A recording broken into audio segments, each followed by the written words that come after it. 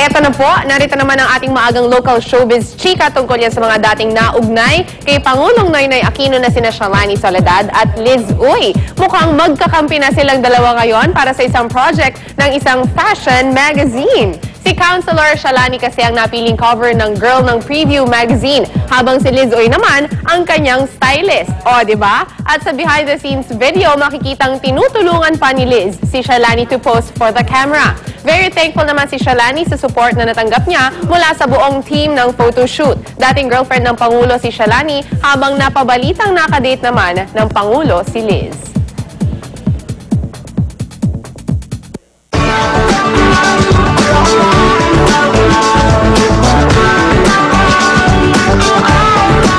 Good morning mga kapuso, para sa ating hirit panahon, patuloy po naka-apekto ang easterly wave dyan sa Eastern Visayas at Mindanao. Kaya asahan po ang pagulan sa mga lugar na yan. Meron din po yung buntot ng cold front dyan naman sa Northern Luzon, kaya posible rin pong umulan.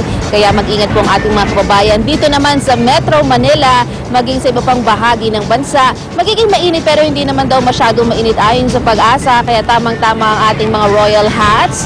Posible yan dahil daw maaaring umambon, lalo na sa hapon. Pangharag yan sa ambon. Samantala mga kapuso, ang ating pong araw ay sisikat 5:35 ng umaga at lulubog naman yan 6:12 ng gabi mamaya. Samantala, ating pong silipin ang taya ng panahon sa iba pang bahagi ng bansa.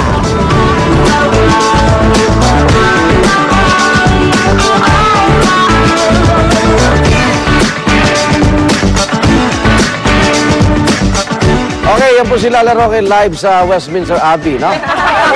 Ay, kita nyo naman yung mga sidecar sa likod.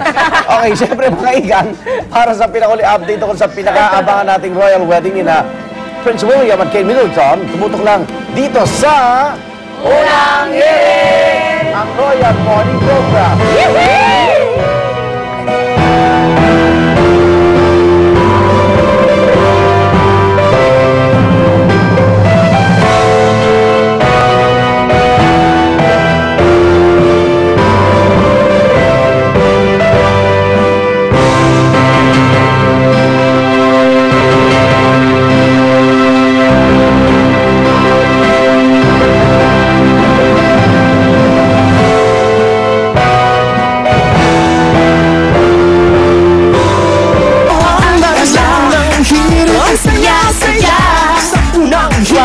Welcome back, Charlie. Unang hirit po itong pinapanood niyo. You might have been confused. That's right. At ngayong summer muli namang dumarami ang mga nahihilig sa mga bike. Pero ang sport na ibibida natin ngayon, hindi lang simple pagbibisikleta lang siya. Ang tawag dito, bike polo ba? Na-inspired ng tunay na sport na polo ang Game of Kings. I don't think I've ever seen the sport na ginagawa nila sakay ng mga kabayo. Kaya susubukan natin ang bike polo kasama si Monica sa Pasig City. Good morning, Monica. Ang hirap niya, nag-bike ka habang naggagaroon ng ano? Hi girls, good morning. Ano? I love your clothes. Very royalty lang.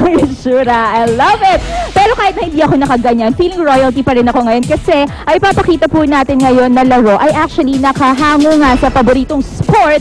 Walang iba kundi ni Prince William. Ito po yung tinatawag nga nila na bike polo. So obviously, instead na kabayo po ang ginagamit sa larong ito, ay bike ang kanilang sinasakyan. Tulad nga na nakita natin ginagawa ng mga players sa akin likod. So mamaya mga kapuso, alamin natin kung kailan nga ba ito nagsimula at paano ito nagsimula. Kasi I heard hindi daw ito talaga sa Philippines unang nilaro, kung hindi sa ibang bansa. So mamaya alamin natin kung kailan nga ito unang nilaro. Plus kung ano ba yung mga mechanics and rules, kung parehas ba ito nung original na polo or may pagkakaiba ba. Plus kung ano pa yung mga kailangan na gamit kapag ito ay nilalaro. In fact, eto, fully geared na ako. Hawak ko yung iba. Pero, syempre, mamaya alamin natin kung paano ba ginagamit isa-isa yan. And, syempre, pati na rin yung proper attire kapag ito ay gusto nga nating subukan. At, speaking of subukan, mamaya para mas maging fun ang Friday natin, bibigyan nila ako ng chance sa maglaro nitong bike polo. So, good luck sa akin. Bilang hindi naman ako magaling sumakay ng bike, maglalaro pa ako ng bike polo. Pero, nevertheless, dahil nga masaya, fun Friday tayo today, susubukan po natin lahat yan sa ating fun, healthy, active, and royal Friday morning dito po sa Unang Hirit. Bye-bye tayo sa studio!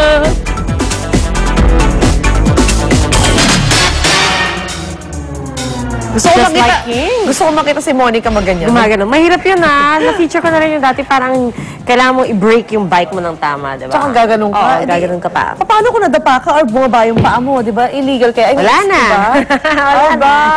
Mahababang usapan po yan maya-maya lamang. Sa nakatakdang pagsisimula ng buhay, may asawa niya na Prince William at Kate Middleton. Hindi po sila naiba sa mga ordinaryong married couple. Sabi nga nila, ang buhay may asawa, hindi parang mainit na kanin na maluluwa kapag napaso ka. Naku, totoo yan At kailangan ng tiyaga at tunay na pagmamahalan upang malagpasan ng mga mag-asawa ang mga hamon sa kanilang samahan. Yan po ang nagawa ng mga ibibida natin ngayon, ang mga sasabak po sa ating Renewal of Wedding Vows sa Las Piñas. Eto, at kasama sila ngayon na Susan at Arn. Good morning, guys! Hi! Tayo rin next time dyan, mga asawa natin.